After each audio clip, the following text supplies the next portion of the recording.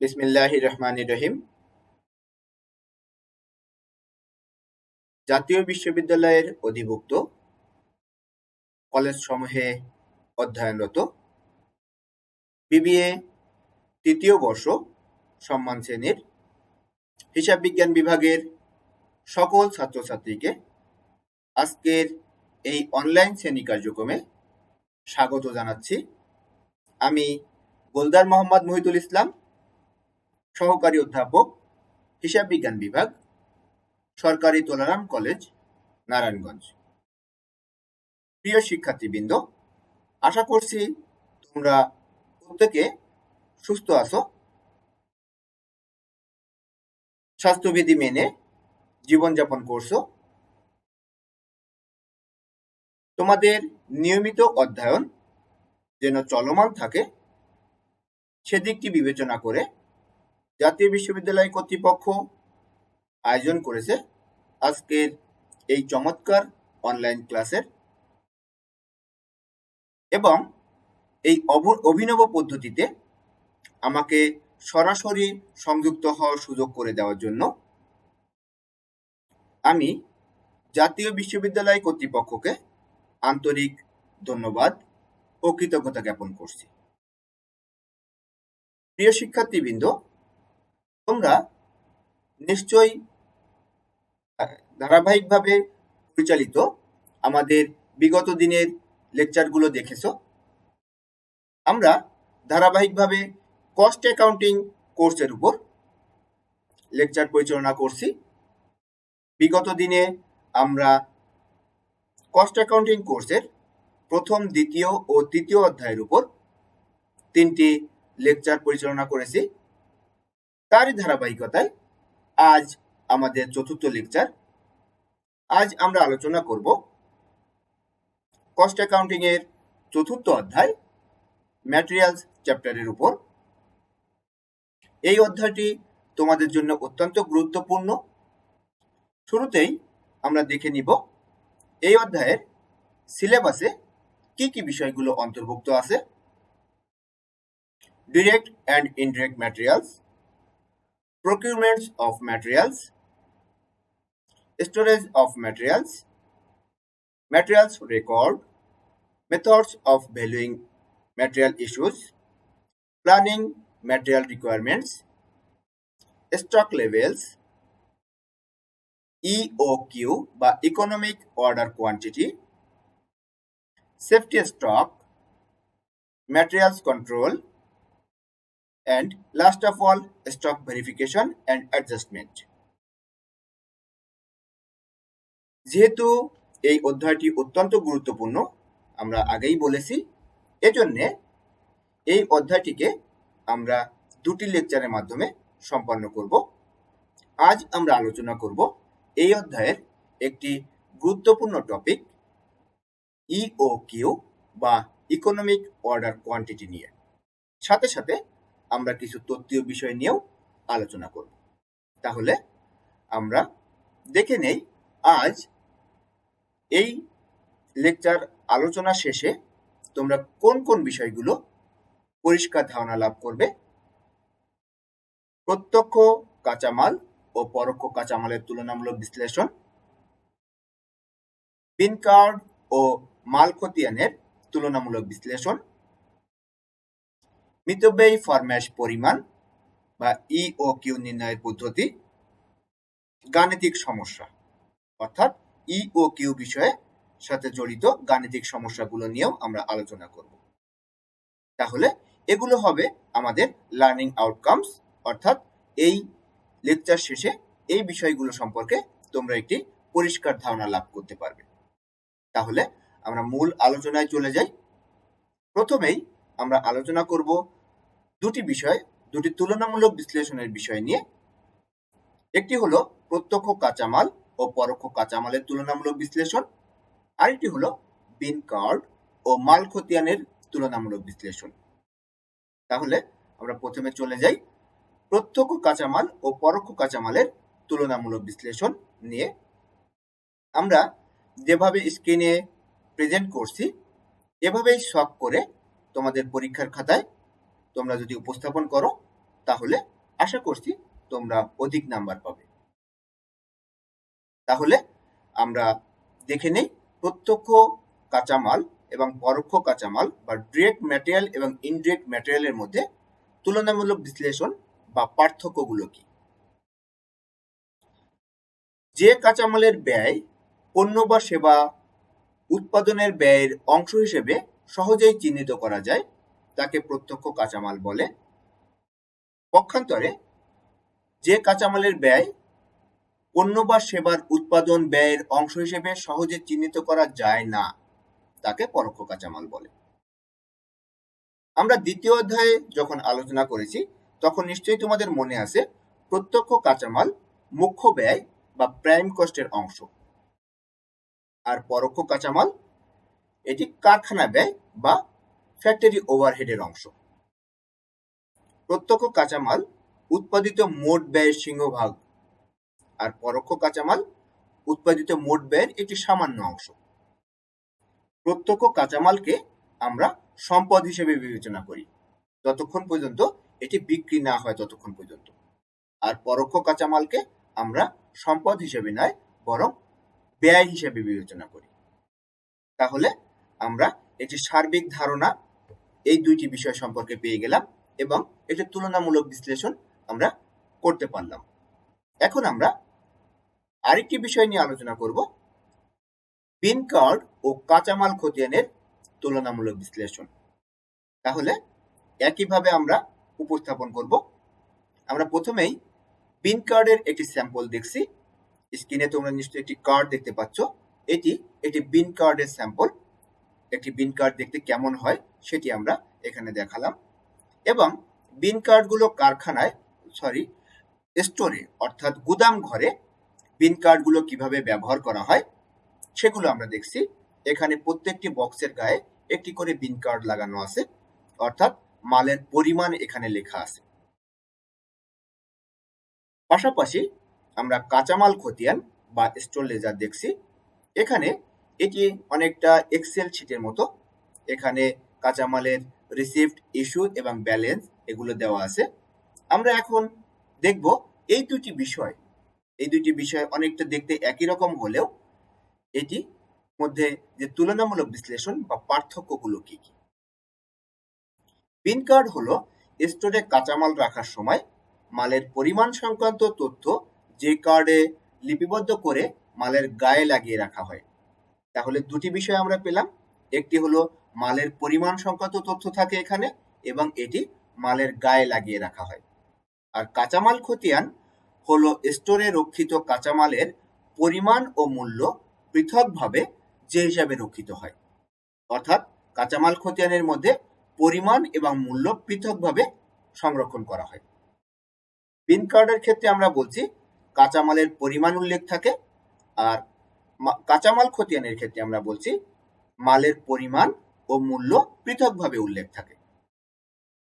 বিন কার্ডের ক্ষেত্রে আমরা বলছি প্রত্যেক লেনদেন আলাদাভাবে লিপিবদ্ধ করে রাখা হয়। পক্ষান্তরে কাঁচামাল খতিয়ানের ক্ষেত্রে লেনদেন সমূহকে শ্রেণীবদ্ধ করে নির্দিষ্ট সময়ান্তে লিপিবদ্ধ করা হয়।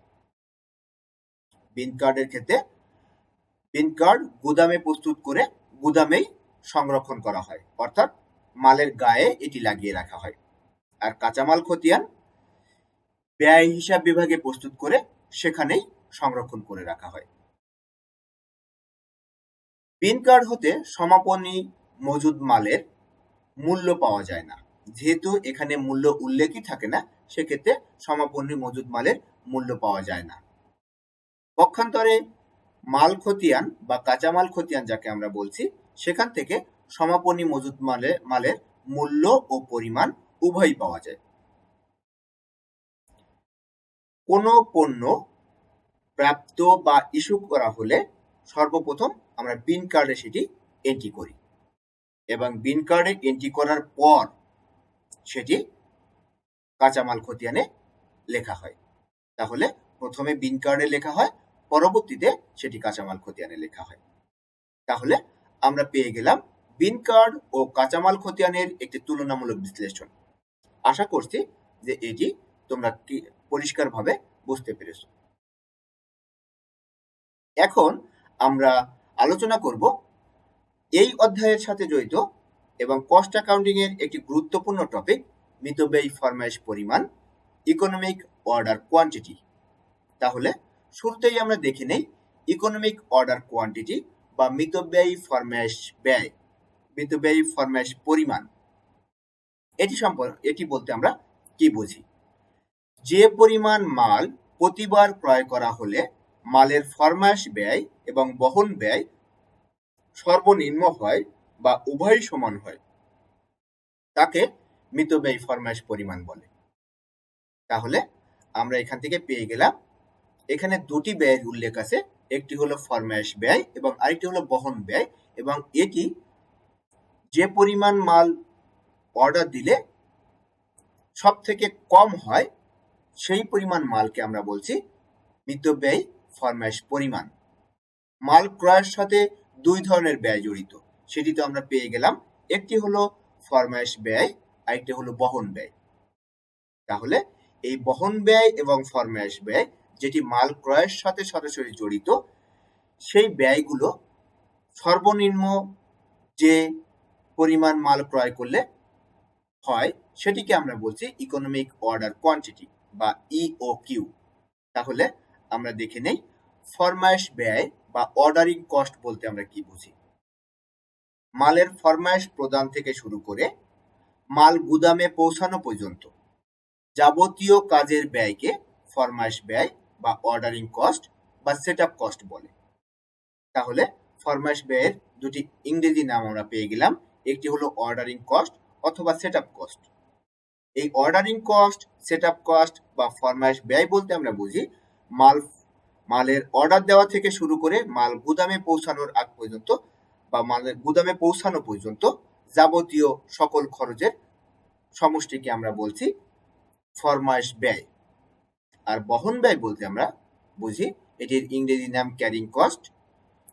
মাল গুদামজাতকরণের পর থেকে উৎপাদন কাজে ব্যবহারের আগ পর্যন্ত মাল সংরক্ষিত করে রাখার যাবতীয় ব্যয়কে বহন ব্যয় বা ক্যারিং কস্ট বলে। বহন ব্যয়ের আরেক নাম হচ্ছে ভান্ডারজাত ব্যয় বা স্টোরেজ কস্ট অথবা ধারণ ব্যয় বা হোল্ডিং কস্ট। তাহলে এখান থেকে আমরা তিনটি ইংরেজি নাম পেয়ে গেলাম, একটি হলো ক্যারিং কস্ট, একটি হলো স্টোরেজ কস্ট, একটি হলো হোল্ডিং কস্ট। এই সবগুলোকেই আমরা বলছি বহন ব্যয়। এখানে কিন্তু ট্রান্সপোর্টেশন কস্টের উল্লেখ কিন্তু কোথাও নাই। তার মানে এই বহন ব্যয়টি ট্রান্সপোর্টেশন কস্ট নয়, এটি এক জায়গা থেকে আরেক জায়গায় পণ্য বহনের জন্য ব্যবহৃত হচ্ছে না, বরং এক সময় থেকে আরেক সময় পণ্য বহন করার ক্ষেত্রে ব্যবহৃত হচ্ছে। এক সময় থেকে আরেক সময় কিভাবে আমরা পণ্য বহন করতে পারি?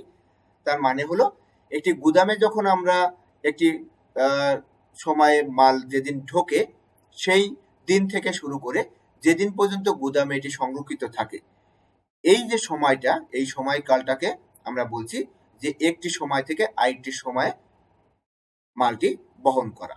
এজন্য আমরা এটিকে বলছি ক্যারিং কস্ট বা স্টোরেজ কস্ট, অর্থাৎ স্টোরে সংরক্ষণ করার যে ব্যয়, অথবা হোল্ডিং কস্ট বা ধরে রাখা বা সংরক্ষণ করে রাখার যে ব্যয়, সেটিকে আমরা বলছি বহন ব্যয়। এটি কিন্তু তাহলে আমরা যেটি বুঝলাম সেটি হলো এটি অবশ্যই ট্রান্সপোর্টেশন কস্ট নয়, বরং গুদামে মাল রাখার ক্ষেত্রে যে সকল ব্যয় হয় সেটিকে আমরা বলছি বহন ব্যয়। তাহলে আশা করছি বহন ব্যয় এবং ফরমায়েশ ব্যয় এই দুটি সম্পর্কে তোমাদের একটি পরিষ্কার ধারণা তোমরা পেয়েছো। এখন আমরা দেখব আমাদের ফরমায়েশ ব্যয়ে কি কি উপাদান অন্তর্ভুক্ত থাকে।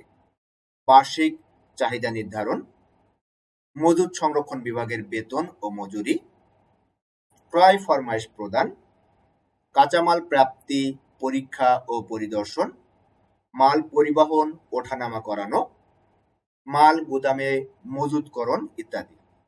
অর্থাৎ মাল গুদামে মজুদকরণ পর্যন্ত সব ধরনের খরচকে আমরা বলছি ফরমায়েশ ব্যয়।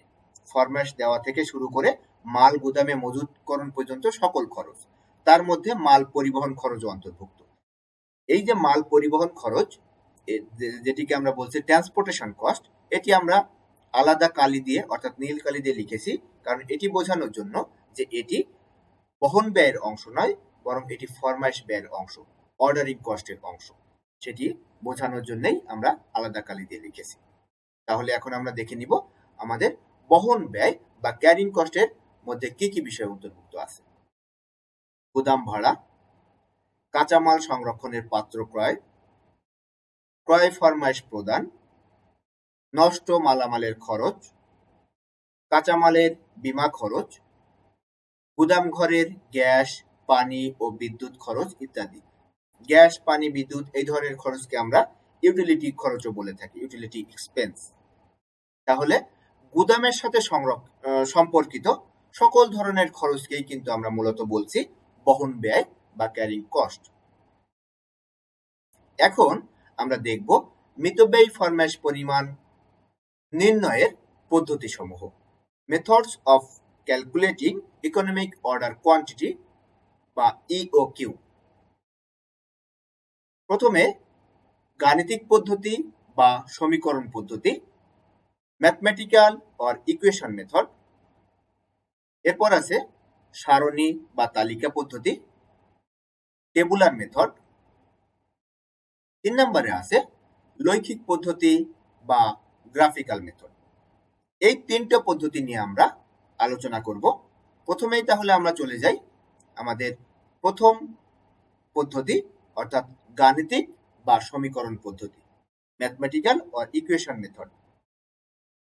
যেহেতু এটা ইকুয়েশন মেথড বলা হচ্ছে, অর্থাৎ এটি একটি সমীকরণের মাধ্যমে আমরা প্রয়োগ করে থাকি। ইওকিউ সমান √2 into AR into OC divided by CC। এটি এখানে কিছু সংক্ষিপ্ত নাম ব্যবহার করা হয়েছে। AR বলতে অ্যানুয়াল রিকোয়ারমেন্ট বা অ্যানুয়াল ইউজেস ইন ইউনিট। এটি পরিমাপের একক আমাদের দেখতে হবে, খেয়াল রাখতে হবে। AR অর্থাৎ অ্যানুয়াল ইউজেস, এগুলো ইন ইউনিট অর্থাৎ ইউনিটে পরিমাপ করা হয়।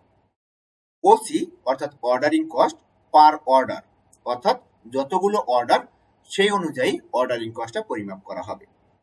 আর CC অর্থাৎ ক্যারিং কস্ট, এটি পার ইউনিট অর্থাৎ ইউনিটের সাথে এটি পরিমাপ হবে। তাহলে এটিকে আমরা বলছি গাণিতিক পদ্ধতি বা সমীকরণ পদ্ধতি। আমরা একটি এক্সাম্পলের মাধ্যমে এই পদ্ধতিটা দেখে নেই। এখানে কিছু ইনফরমেশন দেওয়া আছে। From the following information calculate economic order quantity. Annual uses দেওয়া আছে 1600 units. Ordering cost per order equal 500 টাকা। কস্ট পার ইউনিট 200 টাকা। আর সর্বশেষ বলা আছে carrying cost per unit 5% of material cost. তাহলে 5% অফ ম্যাটেরিয়াল কস্ট, অর্থাৎ ম্যাটেরিয়াল কস্ট আমাদের দেওয়া আছে 200 টাকা। সেই 200 টাকার 5% করলে 10 টাকা। সেই 10 টাকা আমরা পার ইউনিট ক্যারিং কস্ট বলছি। তাহলে আমাদের উপাদান অনুসারে যদি আমরা এগুলোকে বিশ্লেষণ করি, তাহলে এমন আসে অ্যানুয়াল ইউজেস অর্থাৎ AR সমান 1600 ইউনিট, অর্ডারিং কস্ট অর্থাৎ OC 500 টাকা পার অর্ডার, আর ক্যারিং কস্ট CC 10 টাকা। 10 টাকা আমরা ক্যালকুলেট করলাম 200 ইন্টু 5%, এভাবে আমরা ক্যালকুলেট করব। তাহলে এখন আমরা এটি প্রয়োগ করি আমাদের ইকুয়েশনের ভিতর। এখানে আমরা AR সমান 1600 ইউনিট, OC 500 পার অর্ডার, আর CC 200 ইন্টু 5%, এভাবে আমরা 10 টাকা ক্যালকুলেট করে বের করেছি। এই উপাদানগুলোকে যদি আমরা এখন ইকুয়েশনের মধ্যে বসিয়ে দেই, তাহলে দেখতে এমনটি লাগে। এটিকে এখন যদি আমরা সমাধান করি, তাহলে 1,60,000, এটিকে রুট ওভার করলে আমাদের দাঁড়ায় 400 ইউনিটস। অর্থাৎ যদি আমাদের এই উপাদানগুলোর উপর ইওকিউ ক্যালকুলেট করতে বলে, তাহলে 400 ইউনিট হবে আমাদের ইওকিউ।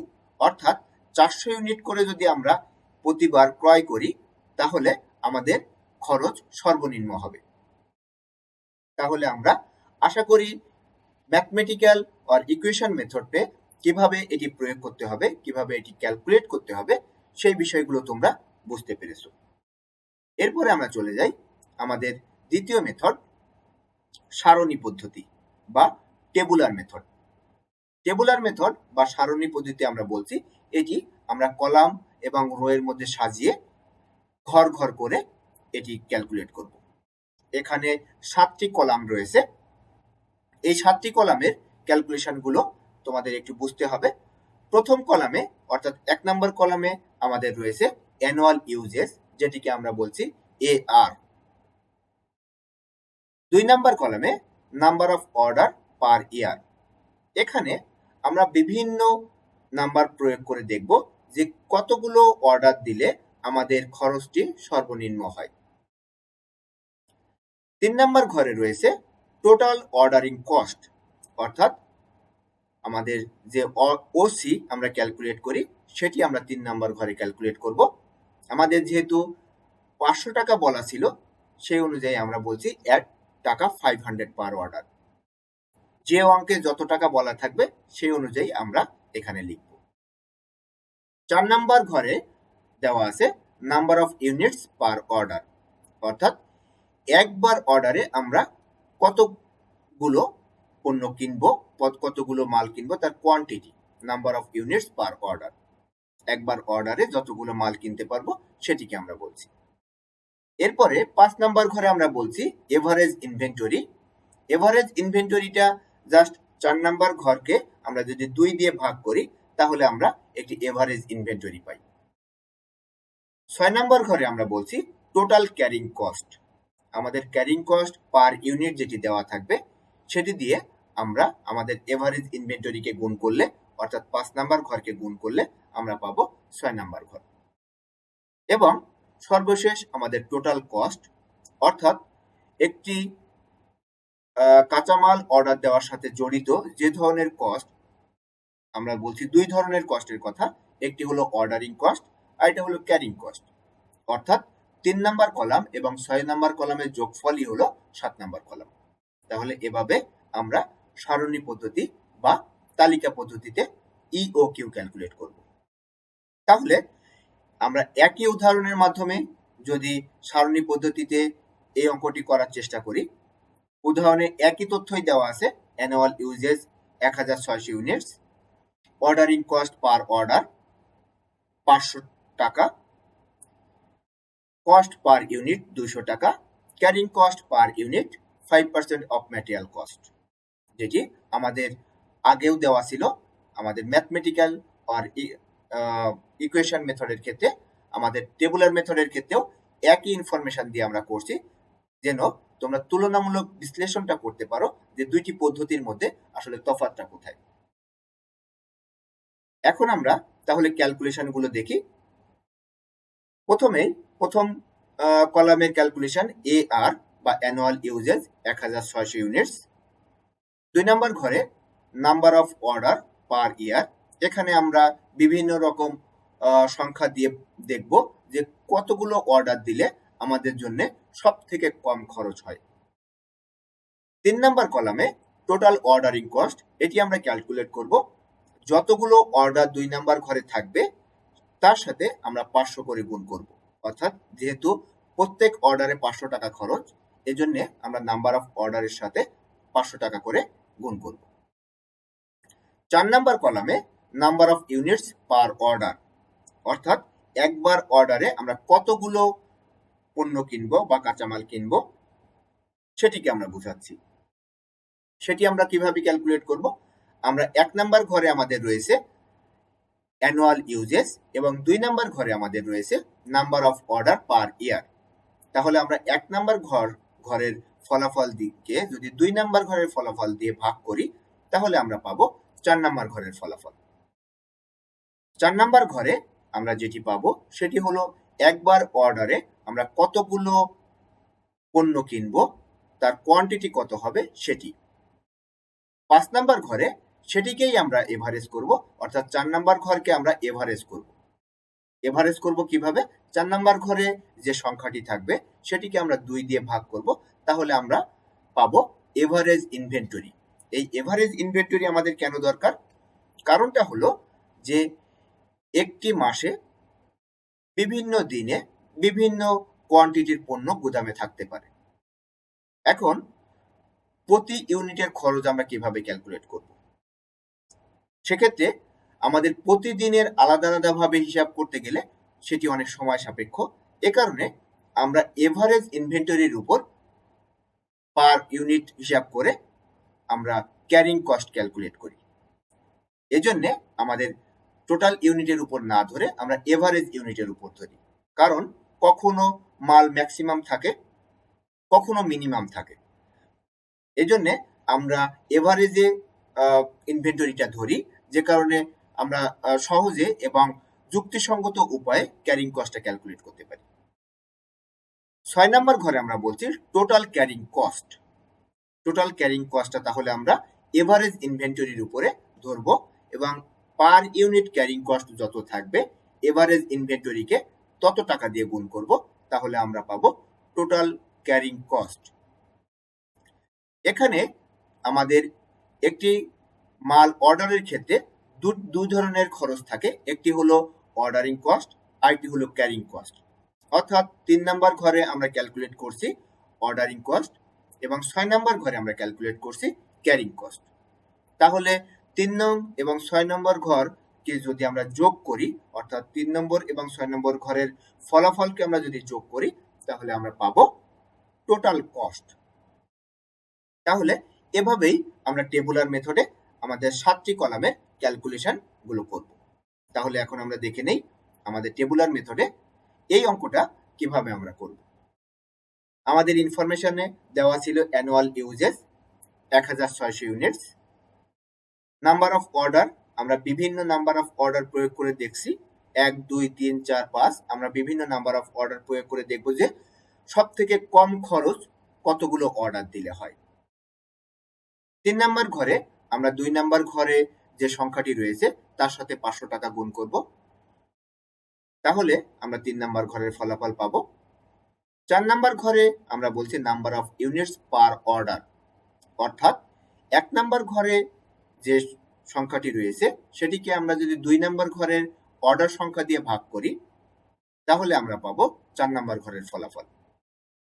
যেমন 1 নাম্বার ঘরে রয়েছে 1600 ইউনিটস, তাকে আমরা 2 নাম্বার ঘরের প্রথম সংখ্যা 1 দিয়ে ভাগ করলে 1600 থাকে। 2 নাম্বার ঘরের দ্বিতীয় সংখ্যা 2 দিয়ে ভাগ করলে 800 থাকে। 2 নাম্বার ঘরের তৃতীয় সংখ্যা 3 দিয়ে যদি আমরা 1600কে ভাগ করি, তাহলে 533 থাকে। এভাবে আমরা 4 নাম্বার কলামের ফলাফলগুলো বের করছি। 5 নাম্বার ঘরের ফলাফল আমরা বের করছি 4 নাম্বার ঘরকে এভারেজ করে, অর্থাৎ 1600কে আমরা 2 দিয়ে ভাগ করলে 800, 800কে 2 দিয়ে ভাগ করলে 400, 533কে 2 দিয়ে ভাগ করলে 267।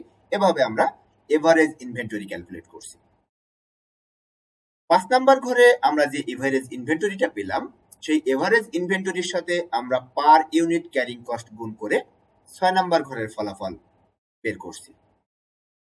5 নাম্বার ঘরে আমাদের প্রথম ঘরে রয়েছে 800 ইউনিট।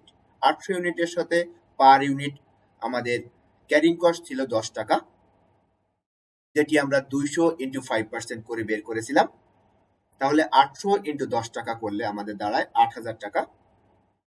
দ্বিতীয় ঘরে আছে 400 ইউনিট, 400 ইউনিট ইন্টু 10 টাকা করলে আমাদের দাঁড়ায় 4000 টাকা।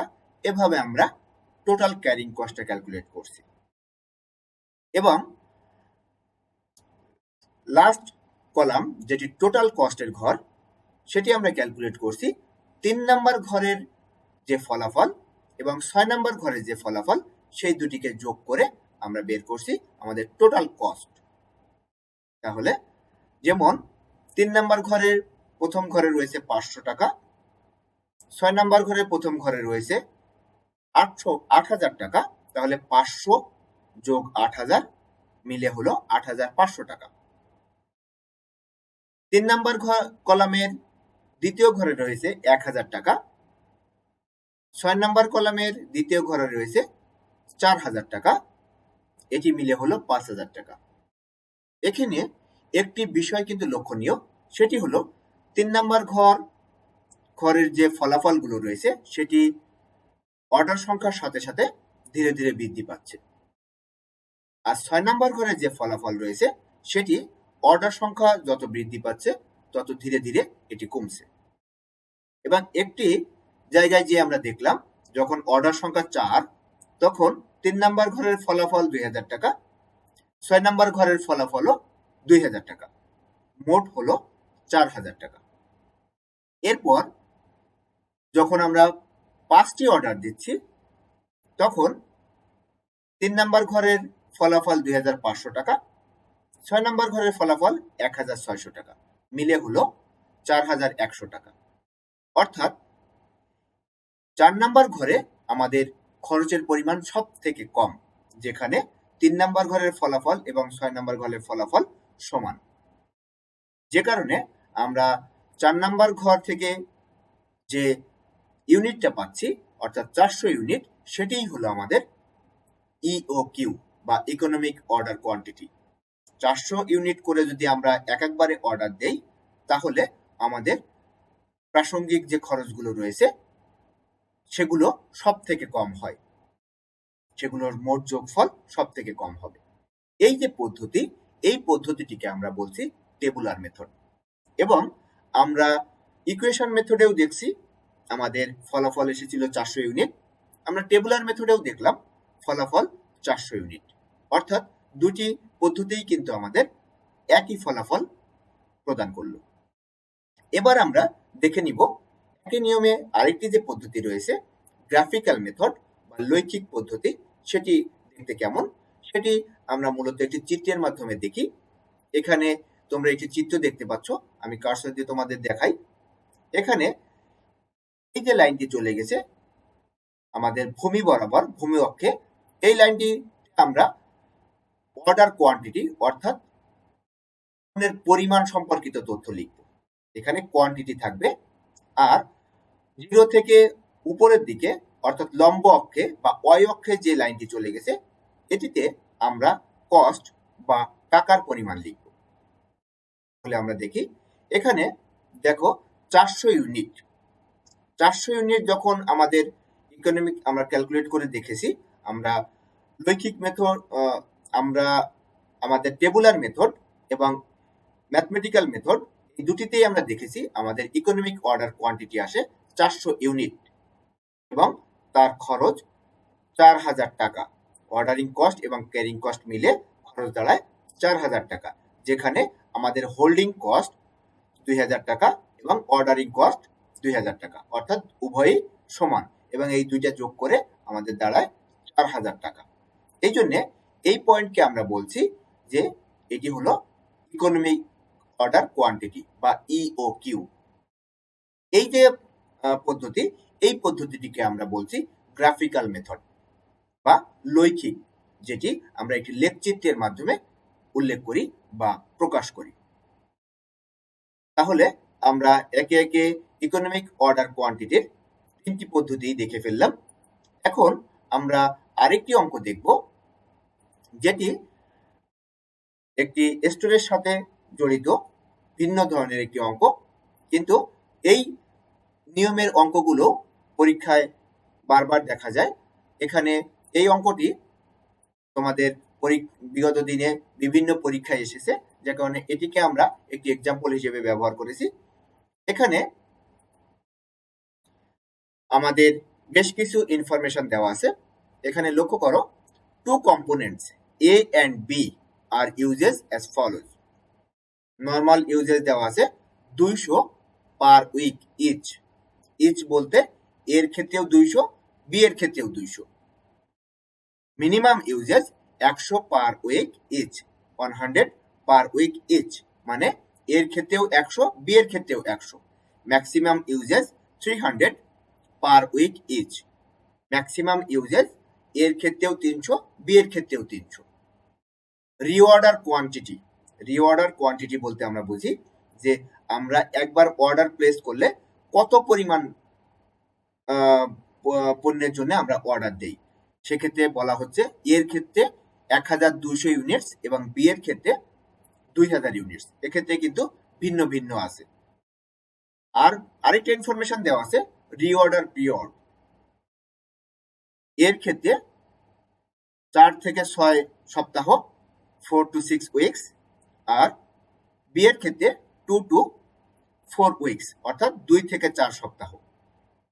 এটিকে আমরা লিড টাইমও বলি, অর্থাৎ মাল অর্ডার দেওয়ার পর গুদামে পৌঁছাতে কত সময় লাগবে সেটিকে আমরা বলছি লিড টাইম বা রিঅর্ডার পিরিয়ড। তাহলে এই যে ইনফরমেশন গুলো দেওয়া আছে এখান থেকে আমাদের ক্যালকুলেট করতে বলা হয়েছে reorder level, minimum level, maximum level এবং এভারেজ স্টক লেভেল। এই 4টি ইনফরমেশন, এই 4টি রিকোয়ারমেন্ট আমাদের ক্যালকুলেট করে বের করতে বলা হয়েছে। আমরা এখন দেখব আলাদা আলাদা ভাবে কম্পোনেন্ট এ এবং কম্পোনেন্ট বি এর ক্ষেত্রে এই রিকোয়ারমেন্ট গুলো কিভাবে ক্যালকুলেট করা যায়। তাহলে শুরুতেই আমরা চলে যাই রিঅর্ডার লেভেল। রিঅর্ডার লেভেলের ফর্মুলা হলো maximum uses into maximum lead time. এই ইনফরমেশন গুলো কিন্তু আমাদের অঙ্কে দেওয়া আছে।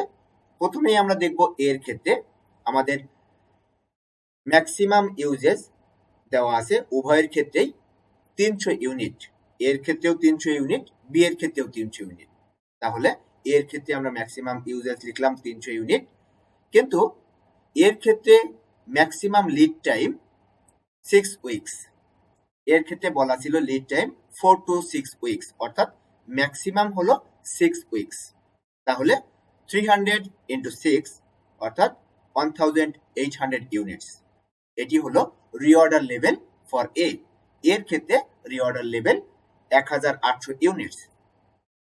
বি এর ক্ষেত্রে 300 into 4 অর্থাৎ 1200 ইউনিটস, 1200 ইউনিটস। এটি হলো বি এর ক্ষেত্রে রিঅর্ডার লেভেল, অর্থাৎ কোন লেভেলে পণ্য পৌঁছালে আমরা পুনরায় অর্ডার সাবমিট করব সেটিকে আমরা বলছি রিঅর্ডার লেভেল। এরপরে আমরা দেখি মিনিমাম লেভেল। মিনিমাম লেভেল মানে কতটুকু পণ্য সব সময় স্টোরে থাকবে, এর থেকে নিচে নামা ঠিক নয়, সেটিকে আমরা বলছি মিনিমাম লেভেল।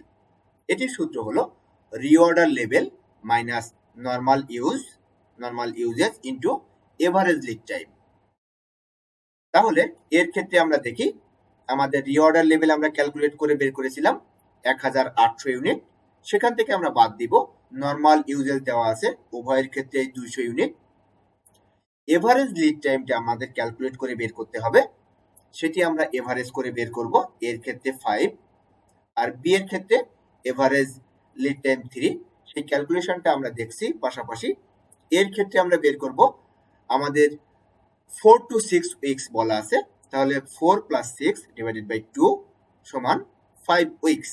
আর বি এর ক্ষেত্রে মিনিমাম 2 উইকস, ম্যাক্সিমাম 4 উইকস, তাহলে 2 plus 4 divided by 2 সমান 3 উইকস। এভাবে আমরা আমাদের এভারেজ লিড টাইম ক্যালকুলেট করলাম।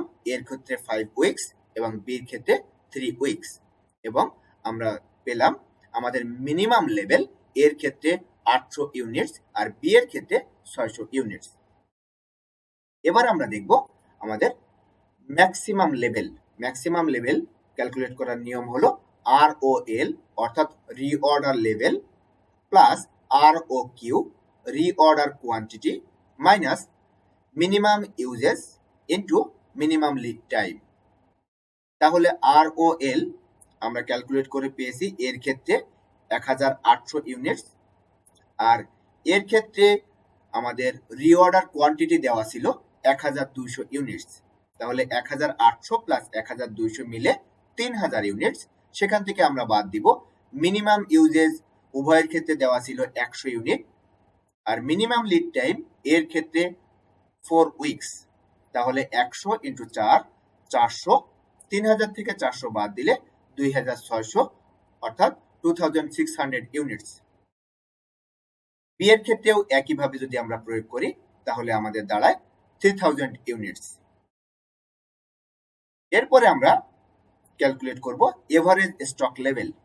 এভারেজ স্টক লেভেল আর কিছুই নাই, জাস্ট মিনিমাম লেভেল এবং ম্যাক্সিমাম লেভেলের এভারেজ, অর্থাৎ মিনিমাম লেভেল এবং ম্যাক্সিমাম লেভেলকে আমরা যোগ করব এবং 2 দিয়ে ভাগ দিব। বা 1/2 দিয়ে আমরা গুণ করতেও পারি। তাহলে এর ক্ষেত্রে আমাদের এভারেজ স্টক লেভেল 1700 ইউনিটস, আর বি এর ক্ষেত্রে এভারেজ স্টক লেভেল 1800 ইউনিটস। তাহলে এটি ছিল আমাদের আজকের আলোচনা। আমাদের এই আলোচনার ক্ষেত্রে তোমরা যে রেফারেন্স বইয়ের সহায়তা নিতে পারো সেটি হলো Charles D Horngren, Srikant M Datar এবং জর্জ ফস্টার, এই তিনজন রাইটার মিলে লেখা কস্ট অ্যাকাউন্টিং বই। আরেকটি বইয়ের কথা বলি, সুভাষ জাগপাত, ইনি একজন ইন্ডিয়ান রাইটার, এই বইটিও তোমরা দেখতে পারো। এছাড়াও বাংলাদেশি রাইটারের 3টি বই আমি এই লেকচারটি তৈরি করার ক্ষেত্রে সহায়তা নিয়েছি। Commerce publication, Azizia book depot এবং সমন্বয় প্রকাশনী। তোমরা চাইলে এগুলোও দেখতে পারো। তাহলে আজ এ পর্যন্তই। ঘরে থেকো, নিরাপদে থেকো, বাংলাদেশকে ভালো রেখো। ধন্যবাদ সবাইকে।